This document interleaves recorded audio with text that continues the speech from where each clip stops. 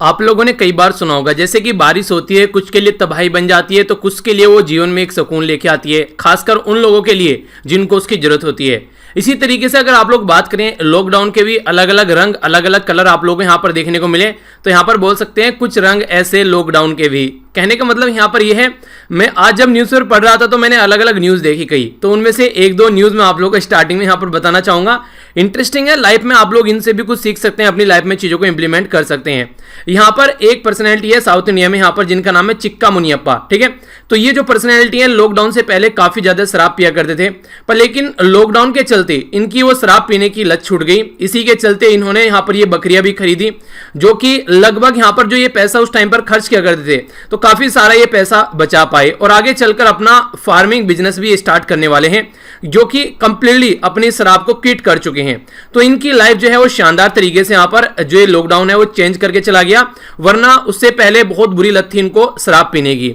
एक साइड में ये पर्सनैलिटी है और दूसरी साइड में ये है दिल्ली के अंदर 70% जो प्राइस है वो बढ़ा दिया गया है शराब का, पर फिर भी उसके सामने से शराब की जो दुकान है उसके सामने से लाइन नहीं टूट रही है आज की डेट में भी। और यहां पर ऐसा भी हो रहा है, लोग क्या कर रहे हैं, दारू पीकर इधर उधर ले जाकर अपनी गाड़ियां ठोक रहे हैं। जैसे यहां पर अभी देखिए, एक पर्सन ने तो ये सोचा कि वो शराब पीकर गाड़ी चलाएगा और आज तो कुतुब मीनार को गिरा देगा। तो यहाँ पर ये इस तरीके से सोचिए कि यहाँ पर ये जो दीवार थी इसमें जाकर इस साहब ने यहाँ पर गाड़ी ठोक दी रात को, क्योंकि दारू की लती कुछ ऐसी होती है। अभी एक न्यूज और थी न्यूज़पेपर में, वो वहां पर बात करते शायद या तो उत्तराखंड की थी या फिर वो हिमाचल प्रदेश की थी। वहां पर क्या था, बारिश हो रखी है, लोग छाता लिए हुए, ओले पड़ रहे हैं, लोग छाता लिए हुए वहां पर खड़े होकर दारू की दुकान के सामने दारू खरीद रहे हैं। तो इस तरीके की कंडीशन यहाँ पर देखने को मिली। तो डेडिकेशन देखिए लोगों का, पर लेकिन उसके चलते जब ऐसी कंडीशन निकल कर आती है जिसमें यहाँ पर प्रॉपर्टी और अपनी जान और दूसरों की जान को भी जोखिम में डाला जाता है, तो फिर सोचने वाली बात होती है। तो दोनों ही तरीके से बातें हैं, कुछ लॉकडाउन को कैसे ले रहे हैं तो कुछ कैसे ले रहे हैं। आइए, ये थी कुछ बातें। अब आगे चलते हैं, बात करते हैं आज के क्विज के बारे में। इसके बाद में मैं आप लोगों को आंसर बताऊंगा और देखिएगा क्या क्या आज आप लोगों ने नया सीखा। फिर आज का डिस्कशन करेंगे और वीडियो के एंड में फिर हम आज का क्विज देखेंगे। तो सबसे पहले है आप लोगों के सामने यहाँ पर जो बात की जा रही है, ये बात की जा रही है पर्टिकुलर दिल्ली गवर्नमेंट के बारे में। उनके द्वारा 70% के करीब यहाँ पर बढ़ा दिया गया इसके ऊपर जो प्राइस था अल्कोहल के ऊपर। तो इसका नाम क्या दिया गया है इनके द्वारा, ये आप लोगों को बताना है। अभी हरियाणा गवर्नमेंट के द्वारा भी इसको बढ़ाया गया है, वो वीडियो के एंड में मैं आप लोगों को बताऊंगा। मेकोंग गंगा कॉर्पोरेशन के बारे में हम लोगों ने जाना था कल, ये कब स्टेब्लिश किया गया था, कौन कौन सी कंट्री है, इंडिया, थाईलैंड और वियतनाम। तो 3 कंट्री मैंने बताई थी, 3 कंट्री के नाम आप लोगों को बताने थे। नेक्स्ट यहाँ पर अल्ट्रा वायलेट डिसइंफेक्शन जो यहाँ पर टावर है, जिसको यूवी ब्लास्टर के नाम से जाना जा रहा था, जिसमें कोई केमिकल वगैरह यूज नहीं किया जा रहा था। ये किसके द्वारा डेवलप किया गया है, team for Indian Institute of Science in Bangalore. और किसके द्वारा मिलकर यहां पर अभी एक ब्लूप्रिंट जारी किया गया, जिसमें जो मानसून आता है, साइक्लोन आता है या फिर वेदर फोरकास्टिंग रिलेटेड जो भी चीजें होती हैं, यानी कि एक तरीके से मौसम के बारे में भविष्यवाणी करना, ये किन 2 बेसिकली इंस्टीट्यूशन के साथ मिलकर काम किया गया, या फिर क्वेश्चन ये बन सकता है किन 2 कंट्री ने मिलकर यहां पर काम किया है। ठीक है, तो दोनों ही तरीके से आप लोग इसके बारे में आइडिया रखिएगा। नेक्स्ट यहां पर बात की जा रही है मिनिस्ट्री ऑफ कल्चर के बारे में। इनके द्वारा अभी एक ई बुक जारी की गई है, प्रोफेसर बी लाल। तो पूरा नाम क्या रखा गया इसका, न्यू दिल्ली में ये एक आर्कियोलॉजिस्ट थे जिनको अभी 100वां साल स्टार्ट हो गया इनकी लाइफ का, यानी कि 1921 में पैदा हुए थे ये और आज के डेट में भी अपनी लाइफ को सही तरीके से लीड कर रहे हैं। तो इनको एक तरीके से जो काम इनके द्वारा खासकर हमारी कंट्री के लिए किए गए हैं एज ए आर्कियोलॉजिस्ट, तो उसके बारे में यहाँ पर इनके लिए एक बुक जारी की गई है, ई बुक, जो कि यूनियन कल्चर मिनिस्ट्री ने जारी की है। तो ये आप लोगों को बताना था। नेक्स्ट हम लोगों ने यहाँ पर डिस्कस किया था, ये था जामिनी रॉय के बारे में। तो यहाँ पर ये बोला गया था कि अभी रिसेंटली इनको 9 मास्टर की कैटेगरी में रखा गया था मिनिस्ट्री के द्वारा। ठीक है, तो किसके द्वारा इनको 9 मास्टर की कैटेगरी में रखा गया था। 9 मास्टर आप लोग ऐसे बोल सकते हैं जैसे आप लोगों ने सुना होगा कि अकबर के 9 रत्न हुआ करते थे, तो उस तरीके से। और अकबर क्यों लगता था नवरत्न, क्योंकि वो उसकी सत्ता में खासकर उसकी जो चीजें थी उनको इंप्लीमेंट करने में हेल्प करते थे, अपने अपने फील्ड के मास्टर हुआ करते थे। इसी तरीके से हमारी कंट्री में यहाँ पर ये 9 मास्टर की कैटेगरी में यहाँ पर जामिनी रॉय को रखा गया है। तो इनके बारे में आप लोगों को बताना है कौन सी मिनिस्ट्री के द्वारा ये काम किया गया है। ये जो थे एक पेंटर थे, मिनिस्ट्री के बारे में बात की जा रही है, यहाँ पर बात की जा रही है पर्टिकुलर मिलकर आप लोगों को यहाँ पर बताना है, जो कि यहाँ पर डिजिटली जिसके द्वारा लॉन्च किया गया अभी यहाँ पर एक शॉर्ट फिल्म, किसके द्वारा लॉन्च की गई है शॉर्ट फिल्म, जो कि सत्यजीत रे से रिलेटेड है। ठीक है, तो इसका नाम क्या है शॉर्ट फिल्म का और किसके द्वारा यहाँ पर ये लॉन्च की गई है। ये भी आप लोगों से आर्ट एंड कल्चर के कई सारे क्वेश्चन बन सकते हैं जो मैं अभी आप लोगों को बताने जा रहा हूं, तो थोड़ा सा ध्यान से सुनिएगा, कई बार डायरेक्ट एग्जाम में क्वेश्चन आप लोगों से पूछ लिए जाते हैं। तो आइए देखते हैं एक एक कर। सबसे पहले जो बात की जा रही है यहाँ पर स्पेशल कोरोना फ्री, यहाँ स्पेशल कोरोना फी, तो ये नाम रखा गया यहाँ पर दिल्ली गवर्नमेंट के द्वारा, जब यहाँ पर 70% इसका प्राइस बढ़ाया गया जो यहाँ पर शराब वगैरह खरीदी जा रही है। मेकोंग गंगा कॉर्पोरेशन 2000 में यहाँ पर स्टेब्लिश किया गया और आज की डेट में इसके अंदर में जो है 6 कंट्री हैं। ठीक है, तो यहां पर एक है India, Thailand, Myanmar, Cambodia, Laos और वियतनाम। ये मेकोंग गंगा कॉर्पोरेशन जो था, ये मेकोंग गंगा अभी रिसेंटली न्यूज में थी। ठीक है, एक क्वेश्चन चलिए आप लोग बता दीजिए, मेकोंग गंगा जो है वो किस किस कंट्री से होकर गुजरती है। ये मैंने आप लोगों को कल ही बताया था, ये आप लोग रिवीजन भी कर लीजिएगा, एक बार पढ़ने पर याद नहीं रहता है तो कम से कम 1-2 बार रिवाइज कर लीजिए। नेक्स्ट बात की जा रही है यहाँ पर defence research and development organisation के बारे में, तो इसके द्वारा डेवलप किया गया है यूवी ब्लास्टर। ये एक तरीके से केमिकल फ्री और रैपिड डिसइंफेक्शन है यहाँ पर, जो कि यूज किया जा सकता है काफी अच्छे से, खासकर उन एरिया में जैसे कि कोई मशीन है जैसे लैपटॉप हो गया, अगर आप लोगों को उसके ऊपर से इन्फेक्शन खत्म करना है। ठीक है, कोई कंप्यूटर दूसरा है या फिर कोई ऐसी मशीन है या फिर कोई ऐसी चीज है जिसको आप लोग गीला नहीं कर सकते हैं, तो अल्ट्रावायलेट रेज यहां पर यूज की जाएंगी इसके थ्रू। ठीक है, तो ये याद रखिए। हमारी कंट्री का जो Indian Institute of Science in Bangalore है, इसी के साथ में यहां पर यूनिवर्सिटी ऑफ ईस्ट एंग्लिया। ठीक है, तो इन दोनों के मिलकर यहां पर एक प्रेडिक्शन यहां पर जारी किया गया, जो कि एक अच्छा प्रेडिक्शन होगा आने वाले टाइम में, कि मानसून के बारे में पता चल सकेगा किस टाइम से किस टाइम तक आने वाली है, कोई साइक्लोन आएगा तो उसके बारे में पता लगा जा सकेगा। तो ये सारी चीजें यहां पर अच्छा एक फोरकास्ट देखने को मिलेगा, ऐसा आप लोग बोल सकते हैं। नेक्स्ट यहां पर बात की जा रही है, यह प्रोफेसर बी लाल इंडियन डिस्कवर्ड। ठीक है, तो रीडिस्कवर्ड। ठीक है, यानी कि इनके द्वारा इंडिया को रीडिस्कवर किया गया था, तो इसकी ई बुक जारी की गई है कल्चर मिनिस्ट्री के द्वारा। आर्कियोलॉजिकल सर्वे ऑफ इंडिया, जो कि मिनिस्ट्री ऑफ कल्चर यहां पर आप लोगों को देखने को मिलेगा, तो इसके द्वारा यहां पर डिक्लेयर किया गया जामनी रोए। ठीक है, तो 9 मास्टर की कैटेगरी में इनको रखा गया है। Ministry of culture development of museum and culture के बारे में बात की जा रही है, स्पेस इसके द्वारा यहां पर लॉन्च किया गया है, यहां पर जिसको बोला गया है ए रे ऑफ जीनियस। ठीक है, तो यहां पर जो सत्यजीत रे थे, इनसे रिलेटेड यहां पर एक शॉर्ट फिल्म है, तो इसके बारे में भी आप लोग याद रख सकते हैं। ओके, आगे बढ़ते। नेक्स्ट यहां पर न्यूज है आप लोगों के सामने, कई सारी ऐसी न्यूज आज के डेट में आप लोगों को देखने को मिलती हैं जो कि डायरेक्ट इनडायरेक्ट वे में बैकग्राउंड में कोविड-19 है, तो कई बार ऐसी चीजें आप लोगों के लिए मैच करने के लिए आ सकती हैं, या फिर जैसे इंस्टीट्यूशन के नाम दे देंगे कई सारे, बोलेंगे ये कौन सा इंस्टीट्यूशन कहां पर है, ये ऐसे न्यूज भी आप लोगों के लिए बन सकती है, तो थोड़ा सा इसके बारे में आप लोग ध्यान रख सकते हैं। सबसे पहले यहां पर बात की जा रही है national institute of animal biotechnology, तो क्वेश्चन बन जाएगा कि कहां पर ये लोकेटेड है, तो ये हैदराबाद यानी कि तेलंगाना में लोकेटेड। आखिर क्या इसके द्वारा डेवलप किया गया है? इसके द्वारा डेवलप किया गया है ई कोव सेंस। ये ई कोव सेंस क्या है? यहां पर सेंसर है जो कि हमारी जो सलीवा होती है, इनके जो लार होती है, उसके अंदर उसको यूज कर यहां पर कोविड-19 को एक तरीके से टेस्ट कर पाएगा, और ये ऐसा करने में जस्ट ओनली 10 to 20 सेकंड लेगा। इस तरीके से यहां पर ये कोविड-19 की टेस्टिंग के बारे में हेल्प कर पाएगा, तो ये एक अच्छा एक्सपेरिमेंट आप लोग यहां पर इसको बोल सकते हैं। तो नाम याद रखिएगा, इसका नाम यहां पर रखा गया है ई कोव सेंस। इसी के साथ में यहां पर बात करें तो national institute of animal biotechnology, इसके बारे में आप लोग थोड़ा याद रखिएगा। ये जो बेसिकली इंस्टीट्यूट है, ये डिपार्टमेंट ऑफ बायोटेक्नोलॉजी के अंडर में आता है, मिनिस्ट्री ऑफ साइंस के अंडर में। ठीक है, तो ministry of science and technology के अंडर में देखने को मिलेगा। हैदराबाद में इसका हेडक्वार्टर है हमारी कंट्री के अंदर में, जो कि बेसिकली एनिमल से रिलेटेड जो भी यहां पर चीजें होती हैं उसके ऊपर यहां पर ये स्टडी करने का काम करता है। ठीक है, तो इसके बारे में अगर आप लोगों से कुछ पूछ रहे हैं, और मोटो देखे, एक अच्छा सा मोटो भी है इसका, एनिमल हेल्थ फॉर और ह्यूमन वेलफेयर, यानी कि एनिमल हेल्थ भी सही होनी चाहिए, ये ह्यूमन वेलफेयर यानी कि इंसानों के एक तरीके से इंसानों के लिए भी अच्छा है, यहां पर ह्यूमन वेलफेयर के लिए भी। ठीक है, इस्टेब्लिश किया गया था 2010 में इसको, तो इसके बारे में ये चीजें आप लोग याद रखिएगा। आगे बढ़ते हैं। कई बार आप लोग अपनी स्टडी करते हैं, पढ़ाई करते हैं, पर लेकिन सिलेक्शन नहीं होता है, तो इसका मतलब ये नहीं है कि जो भी आप लोगों ने पढ़ाई की है वो बेकार हो गया है। उसका उदाहरण यहां पर इस दवाई के बारे में हम लोग बात करेंगे। एक दवाई है जिसका नाम है यहां पर रामदेसिविर। ये जो दवाई है ये बेसिकली डेवलप की गई थी इलाज करने के लिए, किसको? इबोला को, और इसी के साथ में ये यहां पर मरबर्ग वायरस। तो उस टाइम पर यहां पर यह देखा गया था कि ये इनइफेक्टिव थी इन जो बीमारी को ट्रीट करने के लिए, पर लेकिन ये जो दवाई है ये काफी बड़ा रोल प्ले कर रही है यहां पर कोविड-19 के पेशेंट्स की हेल्प करने में।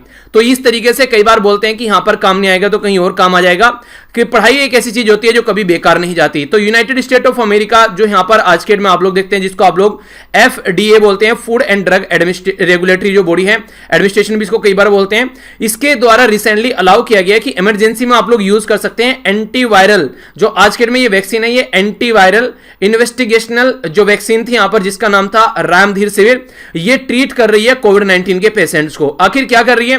बेसिकली ये यहां पर जो अभी अप्रूव की गई है, ये अप्रूव की गई है एक इंडियन अमेरिकन फिजिशियन है जिनका नाम है अरुण सुब्रमण्यम। तो इन्होंने रिपोर्ट प्रस्तुत की जो यहां पर यूएसए का USFDA है, तो यहां पर यूनाइटेड स्टेट अमेरिका का जो फूड एंड ड्रग एडमिनिस्ट्रेशन है उसके सामने, तो उनके द्वारा यहां पर इसको अप्रूव कर दिया गया है। रीजन क्या है?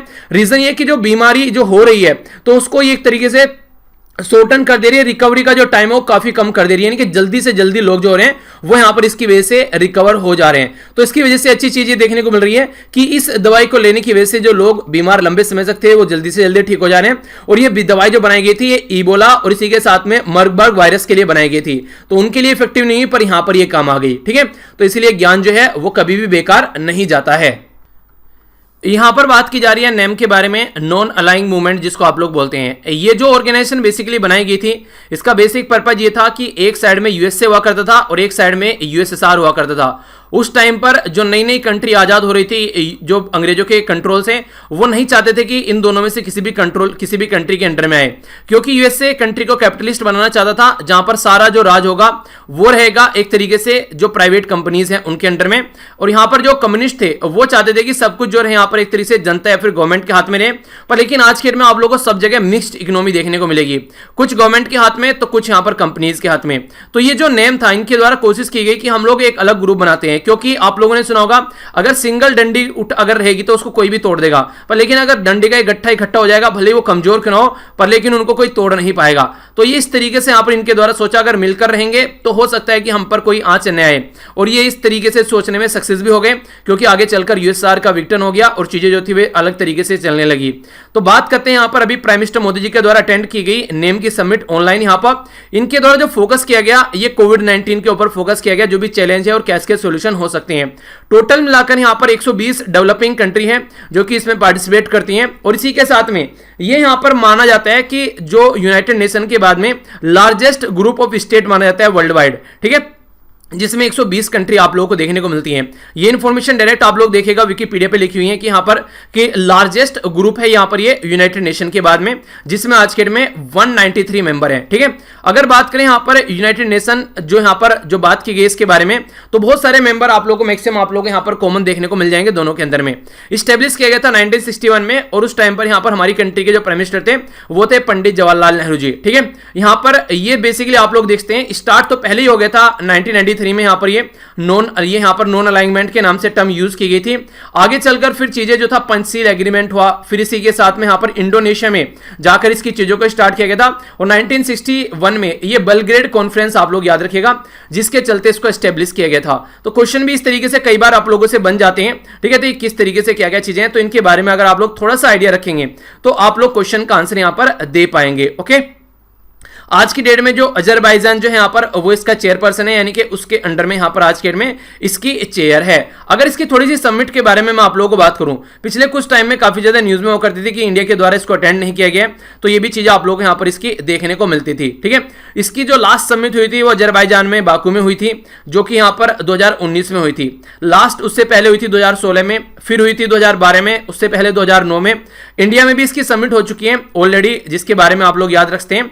इंडिया में जो इसकी समिट हुई थी इसकी हुई थी 1983 में। ठीक है, 1983 में इंडिया में इसकी समिट हुई थी इसकी। इसके चलते यहाँ पर जो 120 कंट्री है, तो अलग अलग इस तरीके से कहीं ना कहीं किसी न किसी कंट्री में समिट होते रहती है। तो ये कुछ बातें इसके बारे में जो आप लोगों से डायरेक्ट मेंस में क्वेश्चन पूछा जाता है वो काफी इंटरेस्टिंग है, उसके बारे में आप लोगों से थोड़ी सी बात करता हूं। मेंस वगैरह में ये क्वेश्चन पूछा जाता है कई बार कि जो नेम है यानी कि नॉन अलाइंग जो मूवमेंट है, क्या वो आज की डेट में भी यहां पर सही है, यानी कि आज के डेट में इसका कोई फायदा है? क्योंकि उस टाइम पर तो आप लोगों ने इसलिए बनाया था, एक साइड में यूएसए था एक साइड में यूएसआर था, उनसे बचने के लिए। तो क्या आज के डेट में ये कोरिलेटेड है? आज के इन्वायरमेंट के हिसाब से। तो ऐसे क्वेश्चन आप लोगों से पूछे जाते हैं। आज की डेट में इसका पैटर्न चेंज हो चुका है। ये इन्वायरमेंट के बारे में बात करते हैं, टेररिज्म के बारे में बात करते हैं, क्लाइमेट चेंज के बारे में बात करते हैं और अब कोविड-19 के बारे में बात कर रहे हैं। तो बिल्कुल ऐसे ही जैसे महात्मा गांधी जी को बोला जाता है कि क्या आज की डेट में कोरिलेटेड है? जी हाँ, बिल्कुल कोरिलेटेड है, आज की डेट में भी कोरिलेटेड है, क्योंकि आज की डेट में तो और भी ज्यादा जरूरत है। जिस तरह की आइडियोलॉजी वो फॉलो करते थे, अहिंसा वगैरह, कि हाँ हम लोग को सत्य के ऊपर चलना है, अपना एक तरीके से सोसाइटी को साथ में लेके चलना है, यानी कि एक तरीके से उनके द्वारा जो सबसे शानदार बात बोली गई, जो मुझे कई बार देखने को मिलती है, कि जब भी आप लोग टेंशन में हो तो ये आप लोग अपने ऊपर इंप्लीमेंट कर सकते थे। हालांकि उनके लिए, हमारी कंट्री के जो पार्लियामेंटेरियन है उनके लिए वो बात बोली गई थी। बात क्या थी? बात ये थी कि अगर आपको कभी भी ये देखना है कि आप लोग सही कर रहे हैं फिर गलत कर रहे हैं, तो एक ऐसे इंसान को याद कीजिए जिसको आप लोगों ने देखा अपनी लाइफ में सबसे गरीब इंसान है, और आप लोग अगर कोई काम कर रहे हैं, अगर उस गरीब इंसान को आप लोग देख के आप लोग समझ सकते हैं कि उसको कोई फायदा होगा आप लोगों के काम करने से, तो आप लोग सही काम कर रहे हैं। तो ये इस तरीके का तालिस्म बोला जाता है जो यहां पर दिया गया था हमारे पार्लियामेंटेरियन को। आप भी इसको लाइफ में इंप्लीमेंट कर सकते हैं। जब भी आप लोगों को लगता है कि आप लोगों की जो लाइफ है वो बर्बाद चल रही है और आप लोगों की लाइफ जो है सही डायरेक्शन में नहीं है, तो एक ऐसे इंसान को देखिए जो अपनी लाइफ को बस किसी तरीके से काट रहा है, उसके पास में कुछ भी नहीं है, तो आप लोगों की तो लाइफ फिर भी बहुत ज्यादा बेहतर है। 2 टाइम की रोटी मिल रही है, हाथ पैर कान नाक आंख पूरी बॉडी जो है आप लोगों की सलामत है। तो इस तरीके से आप लोग अपनी लाइफ में भी कभी डिप्रेशन में हो तो अपने से नीचे इंसान को देखें तो आप लोगों को अच्छा फील होगा, और मोटिवेट आप लोग को होना हो कुछ काम करने के लिए, तो अपने से ऊपर वाले इंसान को देखिए कि हाँ मुझे भी कुछ ऐसा करना है लाइफ में। तो ये ऐसी चीजें होती हैं जो लाइफ में इंप्लीमेंट कर सकते हैं, और ये प्रैक्टिकल भी है, हाइपोथेटिकल नहीं है कि कुछ भी बोल दिया कि नहीं हो पाएंगे, ये आप लोग कर भी सकते हैं आसानी से। तो मन को शांति मिलेगी, इंप्लीमेंट करके देखिएगा, अच्छी बातें हैं। नेक्स्ट यहां पर बात की जा रही है ये बैम्बो के बारे में, जिनको आप लोग बांस भी बोलते हैं हिंदी में। खासकर नॉर्थ ईस्ट वाला रीजन काफी इंपॉर्टेंट है इसके लिए। तो हमारी कंट्री में नॉर्थ ईस्ट से रिलेटेड बात की जा रही है कि नॉर्थ ईस्ट में जो state for north east development, जो बैम्बो से रिलेटेड कॉन्क्लेव है, अभी एक तरीके का एक यहां पर अभी जो कॉन्क्लेव का मतलब एक तरीके से आप लोग यहां पर इसको बोल सकते सभा, काइंड ऑफ सभा मीटिंग, जिसमें बहुत सारे लोग इकट्ठे होकर बातें करते हैं। तो ये जो कॉन्क्लेव देखने को मिल रहा है यहाँ पर, ये बैम्बो से रिलेटेड यहाँ पर देखने को मिला कि बैम्बो का जो रिसोर्सेज को कैसे यूज किया जा सकता है, क्योंकि कई सारी जो इंडस्ट्री है उसमें काफी ज्यादा यूज होता है। जैसे अगरबत्ती अगर आज के डेट में आप लोग प्रोड्यूस करोगे तो उसके अंदर आप लोगों को देखने को मिलता है नॉर्मली ये जो लकड़ी होती है उसके ऊपर यहाँ पर ये इस तरीके से लेयर चढ़ाई जाती है, तो वो बैम्बो से बनाई जाती है। तो कई सारी ऐसी इंडस्ट्रीज से कनेक्ट होती है। तो बैम्बो प्रोडक्शन जितना बढ़ता है, खासकर जो ट्राइबल एरिया है, जो किसान है यहाँ पर इसको जो उगाते हैं, उनके लिए काफी इंपॉर्टेंट है। तो इंडियन फॉरेस्ट एक्ट में भी यहां पर अमेंडमेंट किया गया था 2017 में। बैम्बो को जो था पहले ट्री बोला जाता था, तो ट्री की कैटेगरी से हटाकर इसको ग्रास बनाया गया था। रीजन क्या था? क्योंकि इंडियन फॉरेस्ट एक्ट जो है हमारी कंट्री में वो ट्री को काटने के लिए अलाउ नहीं करता है, पर लेकिन बैम्बो को काटने के लिए अलाउ किया गया क्योंकि इसको ग्रास बनाया गया। तो ये कई सारी ऐसी चीजें भी आप लोगों से एग्जाम में डायरेक्ट पूछी जाती है। तो बैम्बो जो है वो ग्रास की कैटेगरी में आता है, ना कि ट्री की कैटेगरी में आते हैं, ताकि उसका इफेक्टिवली यूटिलाइज किया जा सके, उसको काटा जा सके और उसको उगाया जा सके आराम से। ठीक है, तो याद रखना इंडियन फॉरेस्ट एक्ट में अमेंडमेंट किया गया था 2017 में इसको लेकर। नेक्स्ट यहां पर कई सारी बीमारी ऐसी देखने को मिलती है, नई नई बीमारी आती रहती है। तो सबसे अच्छा ये है कि सादा जीवन, सादा खाओ और अच्छे से लाइफ को एंजॉय करो, थोड़ा पानी अच्छे से पियो, एक्सरसाइज करते रहो। अब यहां पर बात की जा रही है आसाम गवर्नमेंट के अंदर लगभग 2500 जो पिग्स है, यानी कि जो सुअर हैं, उनको मार दिया गया 306 विलेज के अंदर। रीजन क्या है? बोला गया कि इनके अंदर अफ्रीकन स्वाइन फ्लू ये लग गया था। तो आसाम गवर्नमेंट के द्वारा यहां पर ये कंफर्म किया गया कि हाँ ऐसी सिचुएशन यहां पर देखने को मिली। कई सारे लोगों के द्वारा तो ये बोला गया स्टार्टिंग में कि कोविड-19 के केस यहां पर लग गए, पर लेकिन कोविड-19 जैसा कुछ नहीं था। यहां पर जो डेथ की गई है वो अफ्रीकन स्वाइन फ्लू की वजह से यहां पर की गई है, और ये कंफर्म भी किया गया यहां पर national institute of high security animal disease, जो कि भोपाल के अंदर है, मध्य प्रदेश के अंदर। तो अभी एक इंस्टीट्यूशन के बारे में बात की थी, एनिमल से रिलेटेड एक और इंस्टीट्यूशन हो गया यहां पर, national institute of high security animal disease, जो भोपाल मध्य प्रदेश के अंदर है। वो पहले वाला कहां था? वो था यहां पर हैदराबाद तेलंगाना के अंदर। तो इसके द्वारा भी यहां पर इसको कंफर्म किया गया है। पर लेकिन देखिए यहां पर जो सबसे बड़ी बात ये आती है, जैसे यहां पर इस तरीके से मारा जाता है, अगर मान लीजिए इंसान को कोविड-19 हो रहा है तो इंसानों को तो हम लोग नहीं मार रहे हैं, क्या कर रहे हैं हम लोग? उनको सही कर रहे हैं। पर लेकिन इनके लिए हम लोग क्या करते हैं? इंसानों को ना ये बीमारी फैल जाए तो इसलिए हम लोग इनको मार देते हैं। मुर्गी आप लोग देखने को मिलेगा कई बार मार देते हैं। तो ये कितने हद तक सही है ये चीजें कि अपनी जान बचाने के लिए उन सबको मार डाला, इंसानों को तो बचाते घूम रहे हैं कि जैसे तैसे उनको बचाया जा सके। तो ये सोचने वाली बात है थोड़ी सी। वाइल्ड लाइफ प्रोटेक्शन एक्ट और इसी के साथ में prevention of cruelty to animal act 1960, यहां पर ये एक तरीके से कोई भी ऐसा लेजिस्लेशन नहीं है जो कि अगर इस तरीके से बात करें कि यहां पर जो इस तरीके से क्रूरल्टी एनिमल के साथ में की जा रही है, की जा सकती है, उसको रोका जा सके। तो ये सिचुएशन काफी सोचने वाली है। ये एकदम जब मैं पढ़ रहा था इसके बारे में तो मुझे यही याद आया कि इंसानों को बचाने के लिए कितना ज्यादा फोकस किया जा रहा है, जब लेकिन एनिमल को अगर कोई बीमारी होती है इस तरीके से तो तुरंत उठा के उनको मार दिया जाता है कि बीमारी खत्म हो जाएगी। तो कितने हद तक ये चीजें सही है, तो इसके बारे में सोचना पड़ेगा। नेक्स्ट आगे चलते हैं। नेक्स्ट जो इंपॉर्टेंट न्यूज है यहाँ पर ये बात की जा रही है, जिस दिन लॉकडाउन लगा हमारी कंट्री में सेंट्रल गवर्नमेंट के द्वारा कई सारी स्कीम यहाँ पर लाई गई, जिसमें से प्रधानमंत्री गरीब कल्याण योजना भी एक थी।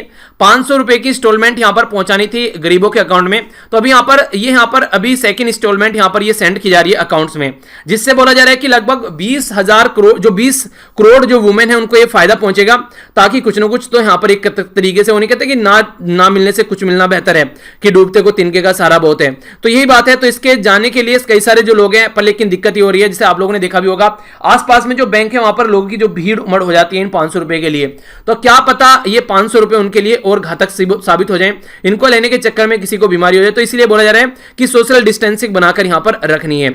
दो इंपॉर्टेंट चीजें आप लोग इससे रिलेटेड याद रखते हैं। एक तो है यहां पर प्रधानमंत्री जनधन योजना। प्रधानमंत्री जनधन योजना हमारी कंट्री में लॉन्च की गई कब? 2014 में।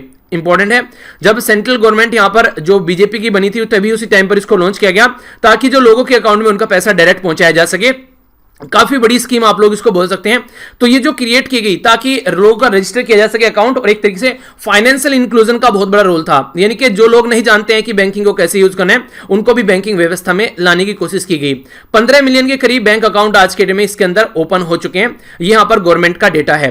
अगर बात करें यहां पर अब प्रधानमंत्री गरीब कल्याण योजना, तो ये जो अकाउंट यहां पर खोले गए, इसके तहत यहां पर गवर्नमेंट ने डायरेक्ट इनके अकाउंट में जो पैसा भेजना है, जो फैसिलिटी भेजना है, उसके थ्रू यहां पर प्रधानमंत्री गरीब कल्याण योजना जो है वो इंट्रोड्यूस की गई, जिसमें बोला जा रहा था कि 1.7 लाख करोड़ जो है वो एलोकेट किए जाएंगे कोविड-19 को लड़ने के लिए। और उस टाइम पर भी बोला गया था कि लोगों के अकाउंट में पैसा जो है वो डिपॉजिट किया जाएगा। तो अलग अलग तरीके से यहां पर पैसा डिपॉजिट किया गया। अगर यहां पर बात करें, यह भी यहां पर देखने को मिला कि लगभग ये डायरेक्ट बेनिफिट ट्रांसफर 100 रुपीज नहीं है, ये 1000 रुपए होगा कम से कम। ठीक है, तो यहां पर देखिए डेटा याद मत रखा कीजिए इतना कि आप लोगों से कोई इस तरीके से डेटा पूछेगा। कई बार आप लोगों से डायरेक्ट जिसे क्वेश्चन पूछा जाता है, ज्यादातर क्या पूछा जाता है, इंस्टीट्यूशन के बारे में अगर पूछेगा तो ये पूछ लेता है किस मिनिस्ट्री के अंडर में आता है। कोई स्कीम से बारे में पूछेगा तो ये पूछेगा किससे रिलेटेड है ये स्कीम। तो इस तरीके के क्वेश्चन बनते हैं। डेटा जो होता है वो एक तरीके से बहुत कम पूछा जाता है, नॉलेज चेक करने की कोशिश की जाती है इनडायरेक्ट वे में कि हाँ क्या आप लोग इसके बारे में समझ सकते हैं कि कहां पर इसको रखा जा सकता है। ठीक है, तो वो चीजें आप लोग याद रखिएगा। फिर भी अगर कोई भी गलती होती है इस तरीके से तो आप लोग उसको इन्फॉर्म जरूर किया कीजिए। तो ये भी आप लोग की एक रिस्पांसिबिलिटी है। तो प्रधानमंत्री उज्ज्वला योजना स्कीम के थ्रू भी यहां पर हेल्प की गई, तो इसके चलते भी यहां पर सिलेंडर वगैरह भी डिस्ट्रीब्यूट किए गए थे। अगर बात करें Mahatma Gandhi national rural employment guarantee scheme, पहले यहां पर 182 रुपए दिए जाते थे, आज के डेट में 202 रुपए यहां पर दिए जा रहे हैं। तो इसको भी यहां पर बढ़ाया गया था जब यहां पर कोविड-19 के लिए 1.7 लाख करोड़ रुपए यहां पर खर्च करने की बात आई थी। ठीक है, तो ये भी एक इंपॉर्टेंट फैक्ट हो गया। आगे चलता हूं। ये जो न्यूज है ये थोड़ी सी इंटरेस्टिंग भी है और इंपॉर्टेंट भी है, ये आप लोगों से एग्जाम में बन सकती है। बात की जा रही है कैट के बारे में। कैट माने बिल्ली, डॉग माने कुत्ता, ऐसा कुछ नहीं है। ठीक है, बात की जा रही है यहां पर सेंट्रल एडमिनिस्ट्रेटिव ट्रिब्यूनल। ट्रिब्यूनल क्या होता है? एक तरीका कोर्ट आप लोग बोल सकते हैं जो किसी पर्टिकुलर पर्पज के लिए बनाया जाता है, जिस तरीके से आप लोगों ने सुना होगा एनजीटी, नेशनल ग्रीन ट्रिब्यूनल। ठीक है, तो इसी तरीके से यहां पर कैट की बात की जा रही है, सेंट्रल एडमिनिस्ट्रेटिव ट्रिब्यूनल। तो यहां पर जो पहले केस सुने जाते थे जम्मू एंड कश्मीर से रिलेटेड, तो यहां पर वो कहां पर जाते थे? वो जाते थे यहां पर चंडीगढ़ बेंच के अंदर में। अब यहां पर बोला जा रहा है कि सेंट्रल एडमिनिस्ट्रेटिव ट्रिब्यूनल बेंच जो है जम्मू एंड कश्मीर के अंदर, ये जो केस है जम्मू एंड कश्मीर के लद्दाख वाले रीजन के, यहां पर इसके द्वारा सुने जाएंगे। तो कैट जो होता है वो किस आर्टिकल के अंदर आता है? तो आर्टिकल 320A। तो कॉन्स्टिट्यूशन में अमेंडमेंट करके यहां पर इसको डाला गया, क्योंकि मैं आप लोगों को बताया था जब भी पॉलिटी पढ़ाई थी कि जहां पर भी कैपिटल लिखा हो ए, यानी कि कैपिटल ABC लिखा हो, इसका मतलब ये कि अमेंडमेंट करके संविधान में इसको लाया गया है। कोई डिस्प्यूट होता है, कोई कंप्लेन होती है, रिक्रूटमेंट से रिलेटेड, सर्विस से रिलेटेड कोई कंडीशन होती है, उस टाइम पर आप लोग ये चीजें देखने को मिलती हैं यहां पर, ताकि सिचुएशन को देखा जा सके। अगर बात करें 17 जो बेंचेस हैं, 21 सर्किट बेंचेस हैं सेंट्रल एडमिनिस्ट्रेटिव ट्रिब्यूनल की ऑल ओवर इंडिया के अंदर में। सेंट्रल एडमिनिस्ट्रेटिव ट्रिब्यूनल जो प्रिंसिपल ब्रांच है इसकी गवर्नमेंट ऑफ इंडिया की, वो आप लोग को नेशनल कैपिटल टेरिटरी यानी कि दिल्ली में देखने को मिलेगी। Under section 17 administrative tribunal act 1985 के तहत यहां पर यह कंफर्म भी किया गया है कि यहां पर जो सेम जुडिक्शन होती है वो इस तरीके से, जैसे कि आप लोग बोलते हैं, जैसे अगर कोई यहां पर इंप्लीमेंट की जाती है चीजें, तो जिस तरीके से हाईकोर्ट को पावर दी गई है उसी तरीके से यहां पर इसकी पावर देखने को मिलती है। ट्रिब्यूनल जो गाइड करता है वो नेचुरल प्रिंसिपल के ऊपर काम करता है। नेचुरल प्रिंसिपल का मतलब क्या होता है इसको बताऊंगा अभी। नॉर्मली जो कोर्ट काम करते हैं वो सिविल प्रोसीजर कोड के हिसाब से काम करते हैं, ठीक है, सीआरपीसी पर, लेकिन यहां पर नेचुरल प्रिंसिपल के हिसाब से काम करता है। इसमें क्या बोलते हैं, इसमें दो पॉइंट होते हैं सबसे इंपॉर्टेंट। पहला तो ये कि अपने ही केस में खुद इंसान जज नहीं बन सकता है, यानी कि खुद ही उल्टी सीधी हरकतें की, खुद ही जज बन के बैठ गया, पहला। दूसरी बात यह बन जाती है बिना सामने वाले को सुने हुए कि उसने कोई गलती की है, सही है चीजें, उसको न्याय नहीं दिया जा सकता, यानी कि सामने वाले को सुनना पड़ेगा, तभी आप लोग कोई सॉल्यूशन निकालोगे, ठीक है। तो ये बातें हैं, तो इसको फॉलो किया जाता है। तो इंपॉर्टेंट है यहां पर, क्योंकि आप लोगों को पता है 5 अगस्त 2019 से जम्मू एंड कश्मीर में आर्टिकल 370 को चेंज किया गया था और तब से यहां पर चीजें जो है वो अलग तरीके से हो रही हैं, तो ये भी एक उसमें से चेंज है। कुछ और छोटी छोटी इंपॉर्टेंट बातें हैं आप लोगों के सामने। सबसे पहले बात की जा रही है, हरियाणा कैबिनेट के द्वारा भी डिसाइड किया गया है कि यहां पर कोविड सेस लगाया जाएगा। जैसे दिल्ली गवर्नमेंट के द्वारा भी अपना अलग से सेस लगाया गया, ये अलग से जो टैक्स लगाया गया है इसके ऊपर, शराब के ऊपर, अब यहां पर हरियाणा ने भी, क्योंकि सबके पास से पैसा ही नहीं है, पैसा इकट्ठा किया जाएगा, बीमारी के ऊपर लगा चुके हैं, लोगों को खाना बांट रहे हैं, तो इसलिए अब पैसा चाहिए। अभी यहां पर पहले कुछ दिनों पहले तो रघुराम राजन साहब के द्वारा, राहुल गांधी जी के द्वारा बात की गई थी। अब यहां पर अभिजीत बैनर्जी, जिनको अभी नोबेल प्राइज मिला है इकोनॉमिक के अंदर, इनको साथ में बात की गई है। तो ये बातें कर रहे हैं कि इकोनॉमी को कैसे रिकवर करना है। तो यहां पर जो अभिजीत जो बैनर्जी साहब इनके द्वारा बोला गया है कि यूएसए अपनी जीडीपी का 10% के करीब खर्च कर रहा है अपनी इकोनॉमी को सही करने के लिए, निकलने के लिए कोविड-19 क्राइसिस से, और हम ओनली 1% खर्च कर रहे हैं, जबकि इनका 10% काफी ज्यादा है, हमारे 1% कुछ भी नहीं है। तो हम लोग को भी थोड़ा सा बढ़ाना पड़ेगा, एक अच्छा खासा हम लोग को यहां पर पैकेज लाना पड़ेगा, स्टिमुलस पैकेज, जो कि यहां पर एक अच्छी खासी ग्रोथ दे सके, ये बात की जा रही है। रेलवे के द्वारा यहां पर बोला गया है कि 67 ट्रेन जो है वो एक्स्ट्रा चलाई जाएंगी। खासकर अगर बात करें 70,000 माइग्रेंट जो लोग हैं अलग अलग, वो यहां पर पहुंचाए जा रहे हैं, ठीक है। तो इसके चलते यहां पर काफी बड़ा रोल प्ले किया जा रहा है कंट्री में रेलवे के द्वारा, तो ये आप लोग याद रख सकते हैं। नेक्स्ट यहां पर बात करते हैं, सबसे पहले जो बात की जा रही है, एक छोटी सी न्यूज और रह गई आप लोगों की। जैसे आप लोगों ने कई सारे गेम खेले होंगे लाइफ में, तो ये भी इस तरीके का एक गेम है, इंडियन इंस्टीट्यूट ऑफ टेक्नोलॉजी, ये है यहाँ पर तिरुपति के द्वारा इसको स्टार्ट किया गया है। ये जो गेम है यहाँ पर, ये एक तरीके से वेब और मोबाइल बेस्ड गेम है यहाँ पर, जो कि कोविड-19 सेफ्टी प्रोटोकॉल के बारे में बताएगा। यानी कि एक तरीके से आप लोग बोल सकते हैं आगे चलेंगे तो मास्क मिलेगा, आगे चलेंगे तो कुछ आप लोगों को सैनिटाइजर मिलेगा, काइंड ऑफ इस तरीके से ग्रोसरीज वगैरह का सामान मिलेगा। तो इस तरीके से कोविड-19 को समझना, उसको इंप्लीमेंट करने के बारे में बात की जा रही है। तो सर्वाइव कोविड-19 जो बेसिकली इसका नाम रखा गया, तो ये यहां पर एक गेम है जो कि 2D प्लेटफॉर्म जैसे रिसर्च, जैसे आप लोगों ने Mario style light weight survivor game, तो यहां पर ये डेवलप किया गया।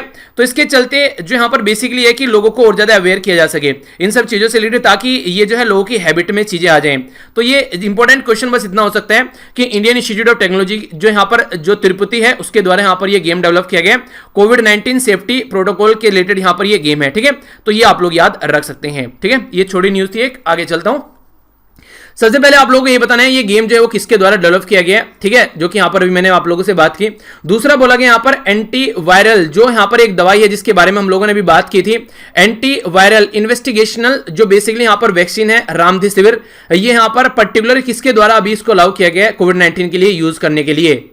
अभी अफ्रीकन स्वाइन फ्लू के नाम पर कितने सारे जो यहां पर पिग्स हैं उनको मारा गया, किस राज्य के अंदर, इसी के साथ में यहां पर आप लोगों को बताना है एक पर्टिकुलर इंस्टीट्यूट का नाम जो कि भोपाल के अंदर है, जिसके द्वारा इसके ऊपर स्टडी की गई है। यहां पर बात की जा रही है एक और यहां पर इंस्टीट्यूशन के बारे में बात की जा रही है, उसका नाम आप लोगों को बताना है, जिसके द्वारा ई-कोव सेंस डेवलप किया गया है, ठीक है, जिसके बारे में हम लोगों ने डिस्कस किया था। प्रधानमंत्री जन धन योजना कब लॉन्च की गई थी, सेंट्रल एडमिनिस्ट्रेटिव ट्रिब्यूनल किस आर्टिकल के अंदर स्टैब्लिश किया गया था, जो ट्रिब्यूनल है वो क्या फॉलो करते हैं, जो कि सिविल प्रोसीजर कोड फॉलो नहीं करते, तो फिर क्या फॉलो करते हैं, तो ये आप लोगों को बताना है। ये था आज का डिस्कशन, आई होप कि आप लोगों ने एंजॉय किया होगा। पीडीएफ सारी यहां पर मिल जाएगी, जाकर डाउनलोड कर सकते हैं। मेरे साथ पर फेसबुक पर और इंस्टाग्राम पर भी कनेक्ट रह सकते हैं। मिलता हूं नेक्स्ट लेक्चर में। बड़ों को नमस्ते, छोटों को प्यार, छोटी सी लाइफ एंजॉय करें। तब तक के लिए जय हिंद।